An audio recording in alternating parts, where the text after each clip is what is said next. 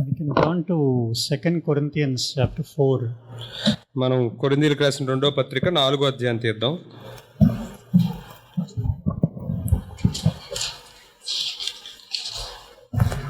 And verse 16. 4వ అధ్యాయం 16వ వచనం. కావున మేము అధైర్యపడము, మా బాహ్య పురుషుడు కృషించుచున్నను, ఆంతర్య పురుషుడు దినదినము నూతనపరచబడుచున్నాడు. We do not lose heart in verse 16, but though our outer man is decaying, our inner man is being renewed day by day. So the Bible divides our being into the outer man and the inner man. Bible మనల్ని 2 విధాలుగా విభాగిస్తోంది, బాహ్య పురుషుడు, ఆంతర్య పురుషుడు. Our spirit is the inner man. మన యొక్క ఆత్మే ఆంతర్య పురుషుడు. So God has placed himself, his spirit, his life, his power in the inner man. కాబట్టి దేవుడు తనంతట తానే తన యొక్క ఆత్మను, జీవమును, ఆ యొక్క అన్నిటి శక్తిని ఆ యొక్క ఆంతర్య పురుషుడిలో పెట్టాడు.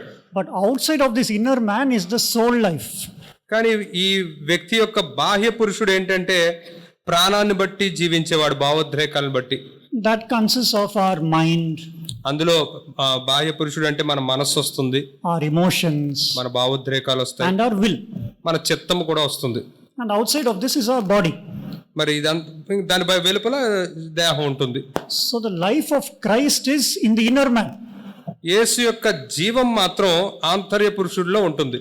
So if this life of Christ is to be manifest to others, మరి ఈ క్రీస్తు యొక్క జీవము ఇతరులకి ప్రత్యక్షపరచబడాలంటే the inner man must find a release, find a channel to be released. మరి ఆంతర్య పురుషుడు ఆ విడుదల పొందడానికి ఒక దారి తనకు దొరకాలి. And how can that release come? ఆ యొక్క విడుదల ఎలా వస్తుంది? Through the breaking of the outer man. ఆ బాహ్య పురుషుడు విరగొట్టబడడం ద్వారా లోపల నుంచి విడుదల వస్తుంది. If not, the life of God or the power of God is bound up, is locked up. It's like in a prison. అలా కాకపోతే దేవుని యొక్క జీవము, దేవుని యొక్క శక్తి ఈ యొక్క చెరసాల్లో బంధించబడిపోయినట్లుగా ఉంటుంది. So how can this life flow out from us? కాబట్టి ఈ జీవం మనలోంచి ఎలా బయటికి వెళ్ళగలదు? The life of God is in the inner man. దేవుని యొక్క జీవమే ఆంతర్య పురుషుడు. Outside of that is our soul life, our mind, our emotions, our will. మరి దాని బయట అంటే బాహ్య పురుషుడు అంటే మన మనస్సు, మన భావోద్రేకాలు, మన చిత్తము. And outside that is the body. దాని వెలుపల దేహం ఉంటుంది. So what does the apostle give as a recommendation for this life of Christ to be manifested outside? మరి యేసు యొక్క జీవము బయటికి బయలుపరచబడాలంటే ఈ అపోస్తులుడైన పౌలు మనకి ఏం సిఫారసు చేస్తున్నాడు? 2 Corinthians 4 and verse 10.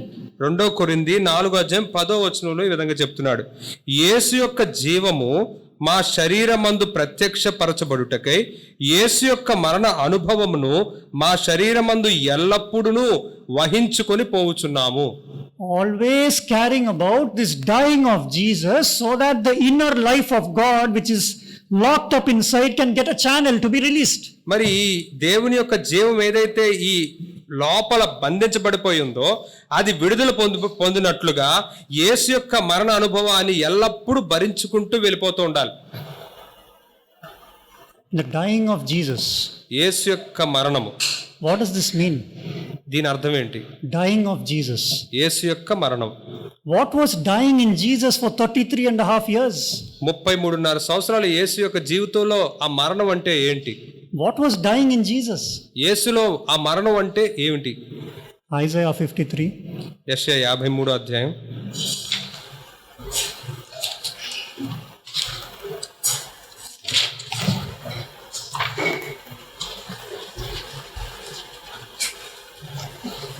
Isaiah 53 and verse 12. యెషయా 53వ అధ్యాయం 12వ వచనం.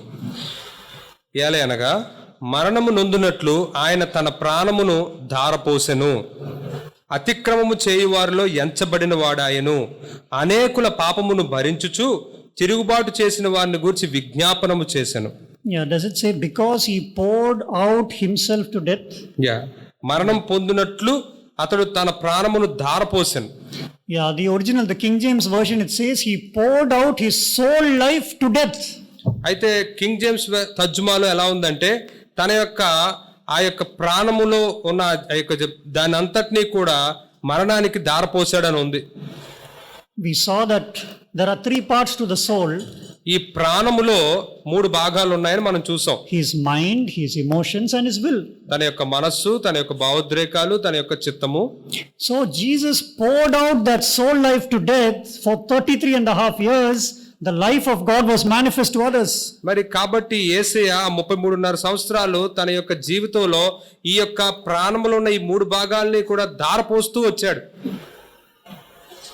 So when our soul life is also smitten and stripped and gone through all sorts of trouble and misfortune, then the life of Christ also can be manifest to others. ఎప్పుడైతే మన యొక్క ప్రాణము కూడా కొట్టబడుతుందో, అది విప్పబడుతుందో, అది అనేక శ్రమల గుండా నలగొట్టబడుతుందో, అప్పుడు యేసు యొక్క జీవము బయటికి వెళ్ళబడుతుంది. The spirit inside, the life of God can find a channel of release outside. కాబట్టి లోపల ఉన్న యొక్క ఆత్మ, యేసు యొక్క జీవము, అది బయటికి వెళ్ళడానికి దారి దొరుకుతుంది. Otherwise this life of God is locked up within us.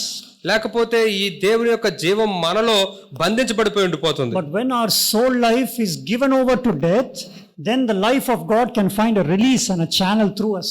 కాబట్టి ఎప్పుడైతే మనలో ఉన్న ఆ ప్రాణము మరణానికి అప్పగించబడుతుందో, అప్పుడు దేవుని యొక్క జీవం బయటికి వెళ్ళడానికి ఒక దారి దొరుకుతుంది. Then like Apostle Paul says, the life of Jesus is manifest to others. అప్పుడు అపోస్తలుడైన పౌలు చెప్పినట్లుగా యేసు యొక్క జీవం ఇతరులకి బయలుపరచబడుతుంది. Okay, now let us look at a few examples of how God broke this soul life in few people.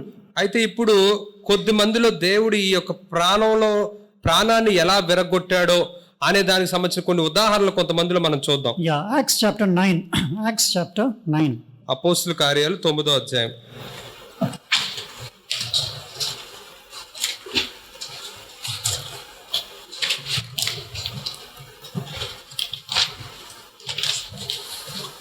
Acts chapter 9 and verse 10.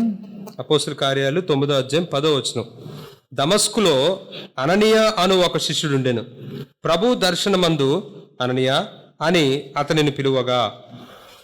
Yeah, and next 11. 11వ వచనం. అతడు ప్రభువా ఇదిగో నేనున్నాను అనెను. అందుకు ప్రభువు నీవు లేచి తిన్ననిది అనబడిన వీధికి వెళ్ళి యోధా అను వాని ఇంట తార్సు వాడైన సౌలు అని వాని కొరకు విచారించుము. ఇదిగో అతడు ప్రార్థన చేయుచున్నాడు. Now, what is the mind of Ananias saying? ఇప్పుడు అననీయ యొక్క మనసు ఏం చెప్తుంది తనతో? What is Ananias thinking? అననీయ ఏం ఆలోచిస్తూ ఉన్నాడు? Verse 13. 13వ వచనం. అందుకు అననీయ ప్రభువా ఈ మనుష్యుడు యెరూషలేములో నీ పరిశుద్ధులకు ఎంతో కీడు చేసి ఉన్నాడు అని అతని గురించి అనేకుల వలన వింటిని. Yeah, and verse 15. But the Lord said, go. కానీ 15వ వచనం చూస్తే ప్రభు ఏమన్నాడంటే నీవు వెళ్ళు. Ananias' soul life, which his mind is telling him, don't go. అయితే అననీయ యొక్క ఆ ప్రాణంలో ఉన్న మనసు ఏం చెప్తుందంటే వెళ్ళొద్దు అని చెప్తుంది. You are going to the house of a terrorist. If you go there, he'll kill you. నువ్వు ఒక ఉగ్రవాది యొక్క ఇంటికి వెళ్తున్నావు, నువ్వు అక్కడికి వెళ్తే అతను నిన్ను కూడా చంపేస్తాడు అని చెప్తుంది. But God is telling him to go. కానీ దేవుడేమో తనని వెళ్ళమని చెప్తున్నాడు. So now he has to dethrone his soul life and obey the Spirit. ఇప్పుడు తనలో సింహాసనం మీద కూర్చుని ఉన్న తన యొక్క ఆ ప్రాణాన్ని తీసివేసి ఆ యొక్క ఆత్మను వెళ్ళనివ్వాలి. God has succeeded in breaking his outer man. అయితే తన యొక్క బాహ్య పురుషుణ్ణి విరగొట్టే విషయంలో దేవుడు గెలుపు పొందాడు.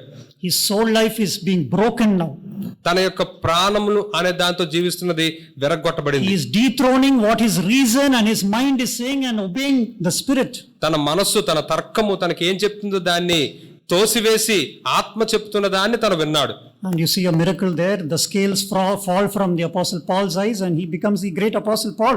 అయితే అక్కడ మనం ఒక అద్భుతాన్ని చూస్తాం. తను వెళ్ళిన తర్వాత పౌలుకి కళ్ళకున్న పొరలు ఊడిపడిపోయి తర్వాత ఆయన గొప్ప అపోస్తలుడు అయ్యాడు. You see the example of Ananias. కాబట్టి అననీయ యొక్క ఉదాహరణ చూడండి. How he dethroned his soul life. ఎలా తన ప్రాణం మీద ఆధారపడి జీవించడం అనే దాన్ని తీసివేశాడు. What his reasoning told him. తన యొక్క ఆలోచించే ఆ తర్కం తనకేం చెప్తుందో. Okay, let's look at another example. Acts chapter 7. ఇంకొక ఉదాహరణ చూద్దాం. అపోస్తలుల కార్యాలు 7వ అధ్యాయం Verse 55. 55వ వచనం. అయితే అతడు పరిశుద్ధాత్మతో నిండుకొనిన వాడై ఆకాశం వైపు తేరిచూచి దేవుని మహిమను, యేసు దేవుని కుడి పార్శ్వమందు నిలిచి ఉండుటను చూచి. Verse 56 to 60, brother. 56 to 60. ఇంకా అలా చదువుకుందాం. ఆకాశం తెరవబడుటయు మనుష్య కుమారుడు దేవుని కుడి పార్శ్వమందు నిలిచి ఉండుటయు చూచుచున్నానని చెప్పెను. అప్పుడు వారు పెద్ద కేకలు వేసి చెవులు మూసుకొని ఏకముగా అతని మీద పడి పట్టణపు వెలుపలికి అతన్ని వెళ్ళగొట్టి రాళ్ళు రువ్వి చంపిరి.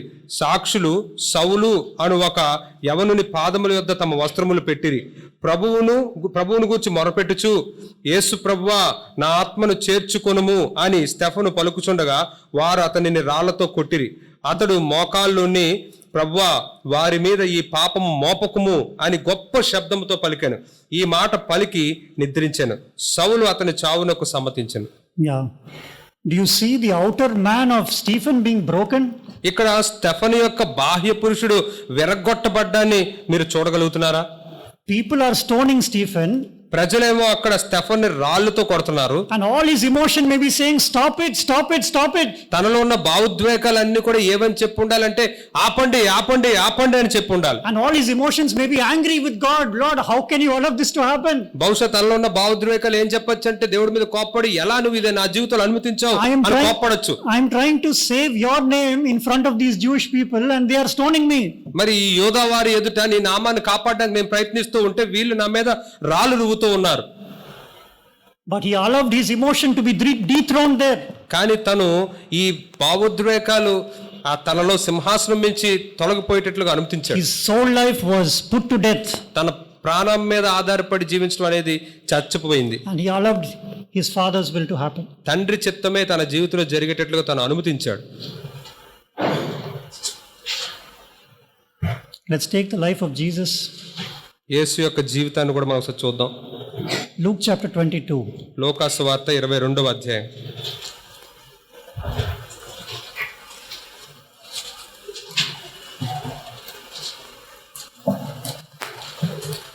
Verse 47. 47వ వచనం. ఆయన ఇంకను మాట్లాడుచుండగా ఇదిగో జనులు గుంపుగా వచ్చిరి. 12 మందిలో యోధా అనబడిన వారికంటే ముందుగా నడిచి యేసుని ముద్దు పెట్టుకొనుటకు ఆయన యొద్దకు రాగా. Verse 48 also. 48. యేసు, యోధా, నీవు ముద్దు పెట్టుకుని మనిషి కుమారుని అప్పగించుచున్నావా అని వానితో అనగా. You see, disciples, they greeted their rabbis or their teachers with a kiss of respect. మరి శిష్యులు సాధారణంగా వారి పైన గురువులుగా ఉన్న రబ్బుల్ని వాళ్ళు ముద్దు పెట్టుకుని గౌరవిస్తూ ఉంటారు. That was a mark of honor. అది ఘనతకు ఒక సూచనగా ఉంటుంది. So Judas's kiss was not just a sign of betrayal. మరి ఈ యొక్క యోధా పెట్టిన ముద్దు ఏదో అప్పగించడానికి పెట్టిన ముద్దు మాత్రమే కాదు. But it was a mockery of honor towards his master. తన యజమానుని పట్ల తన గౌరవుని వెక్కిరిస్తూ, తన గౌరవించే విషయంలో వెక్కిరిస్తూ ఉన్నదానికి సూచనగా ఉంది. You are really my rabbi? నువ్వు నిజంగా నా రబ్బునివా? Here I'll betray you with a kiss.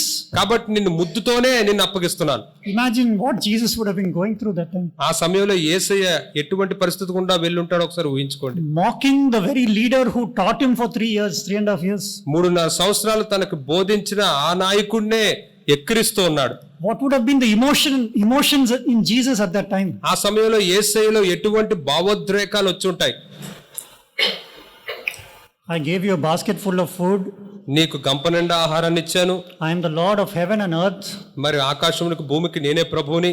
I am the one who formed you in your mother's womb. నీ తల్లి గర్భంలో నిర్మించిన వాడిని నేనే. And here you are betraying me with a kiss. ఇప్పుడు నువ్వు నన్ను ముద్దుతో అప్పగించేస్తున్నావా? Do you not know who I am? నేనెవరో నీకు తెలీదా? Yeah. So Jesus allowed his self life to be poured out to death. కాబట్టి యేసయ్య కూడా తన స్వయ జీవితం కుమ్మరించబడిపోయేటట్లుగా ఆయన అనుమతించాడు. broken, yielding to the Father's will at that time. ఆ సమయంలో తండ్రి చిత్తానికి తాను అప్పగించుకుని విరగొట్టబడ్డానికి ఇష్టపడ్డాడు. Accepting that wound from Judas without resisting it. దాన్ని ఎదిరించకుండా యోధా నుంచి వచ్చిన ఆ గాయాన్ని తను స్వీకరించాడు. His soul life at that time, that emotions, all that emotions that are rising up, allowed it to be put to death. అయితే తన ప్రాణంలోంచి వస్తున్న ఆ యొక్క భావోద్వేగాలన్నింటినీ కూడా చచ్చిపోవడానికి, మరణానికి గురవడానికి ఆయన అనుమతించాడు. And yielded his will to the Father. ఆ విధంగా తండ్రికి తన యొక్క చిత్తాన్ని లోబర్చేశాడు. Yeah, another example, Mark 15. ఇంకొక ఉదాహరణ మార్కు సువార్త 15వ అధ్యాయం.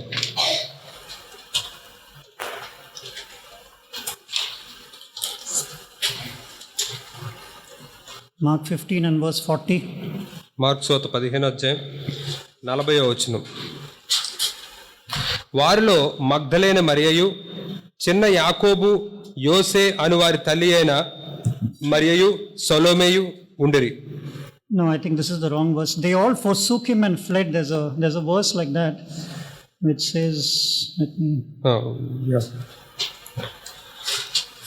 వారందరూ ఆయన విడిచిపెట్టి వెళ్ళిపోయారనే వచనం ఉంటుంది. If you can find that for me, they all forsook him and fled.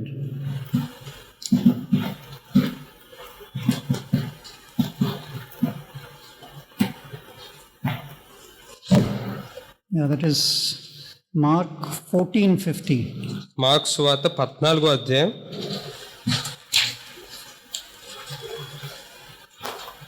14.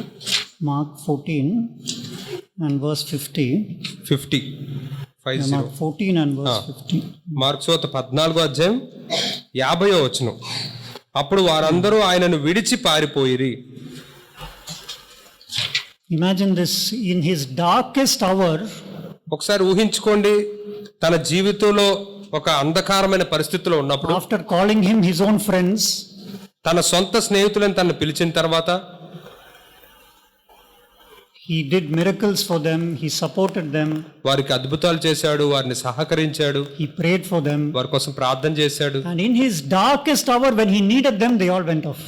తన అంధకారమైన పరిస్థితిలో ఉన్నప్పుడు, వారి అవసరత ఎంతగానో ఉన్నప్పుడు వారందరూ ఆయన్ని విడిచి వెళ్ళిపోయారు. You know, we all have an emotional desire to have companions, to have friends. మనందరిలో కూడా ఒక భావోద్రేకమైన కోరిక ఉంటుంది. ఏంటంటే మనకు సహకారం చేసే వాళ్ళు కావాలి, మనతో ఉండే వాళ్ళు కావాలనుకుంటూ ఉంటాం. And we expect those friends, those true friends, to remain with us in our difficult times. మన యొక్క కష్టతరమైన పరిస్థితుల్లో ఆ నిజమైన స్నేహితులు మనతో నిలిచి ఉండాలి అని మనం కోరుకుంటాం. But here in Jesus' darkest time, all his friends went off. కానీ యేసు యొక్క జీవితంలో ఒక అంధకారమైన పరిస్థితులు ఆయన ఉన్నప్పుడు తన స్నేహితులందరూ విడిచి వెళ్ళిపోయారు. Imagine the emotions in Jesus at this time. ఆ సమయంలో యేసులో ఉండే ఆ భావోద్రేకాల గురించి ఒకసారి ఆలోచించండి. But he allowed his soul life to be poured out to death. కానీ తన యొక్క ప్రాణం మీద ఆధారపడి జీవించడం అనే దాన్ని ఆయన మరణానికి అప్పగించేశాడు. I yield my will to the Father. నా యొక్క చిత్తాన్ని నా తండ్రికి నేను అప్పగించుకుంటున్నాను. Matthew 27. మత్తయి సువార్త 27వ అధ్యాయం.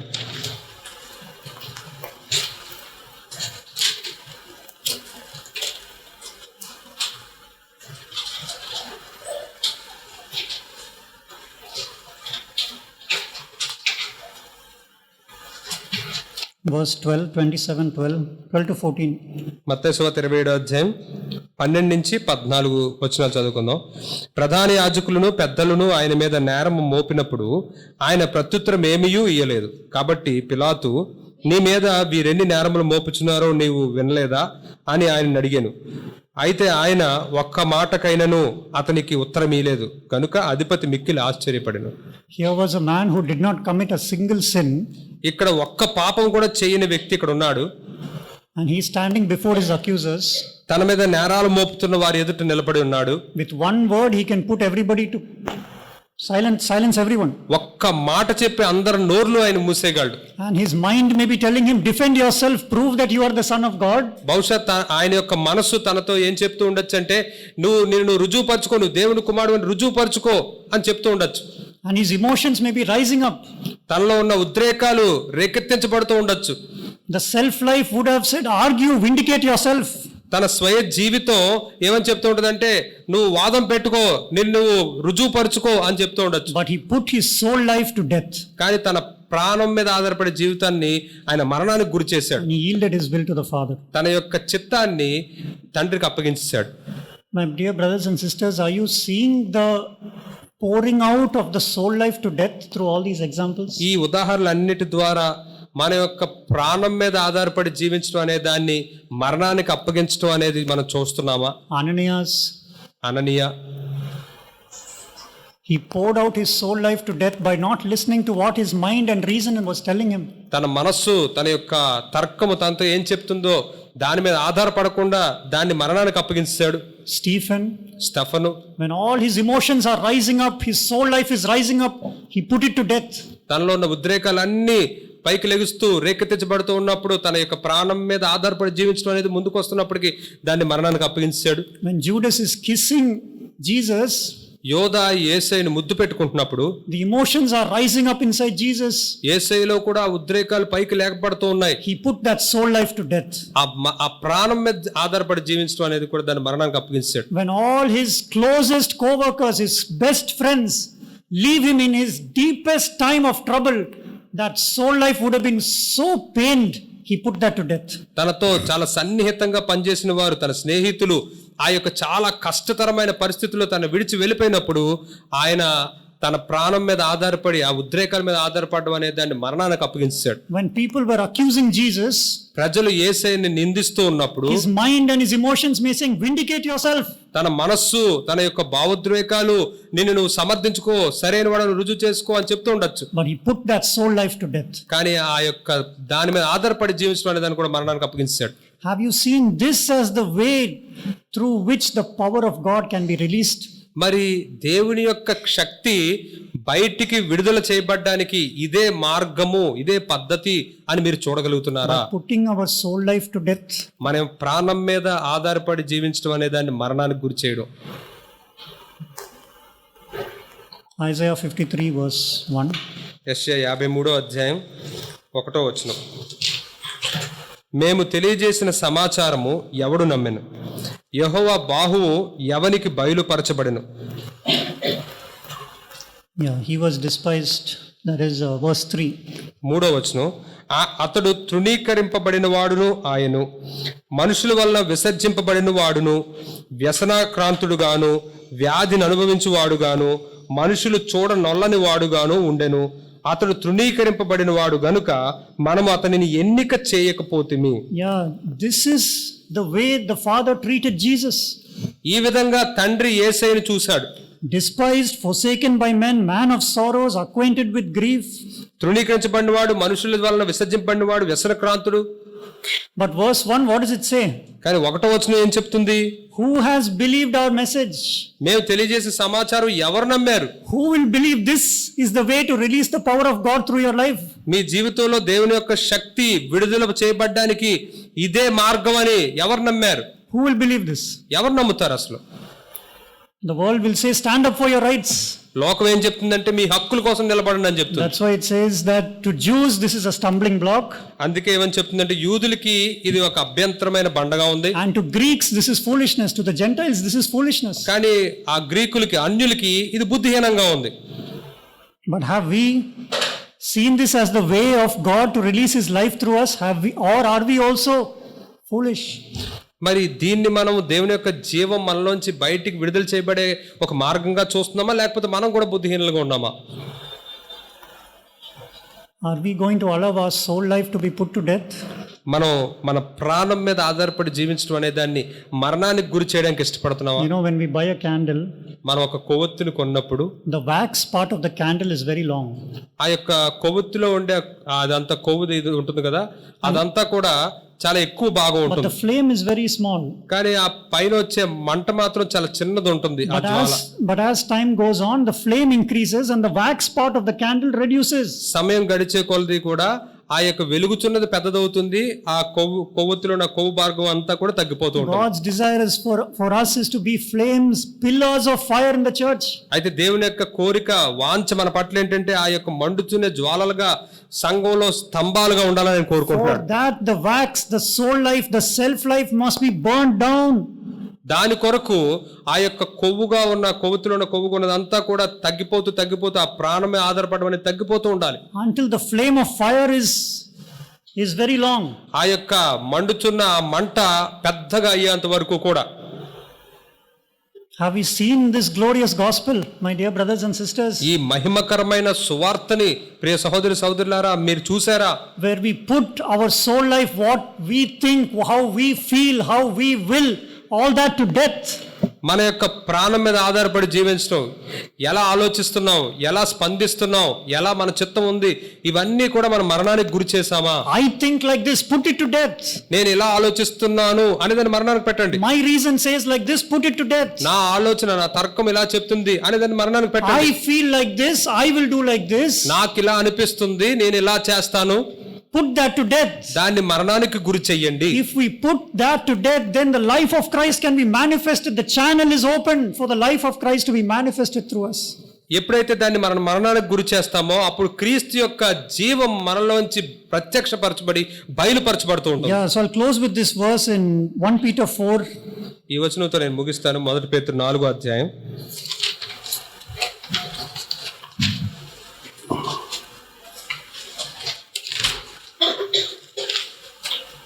What does the apostle Peter say in verse 13?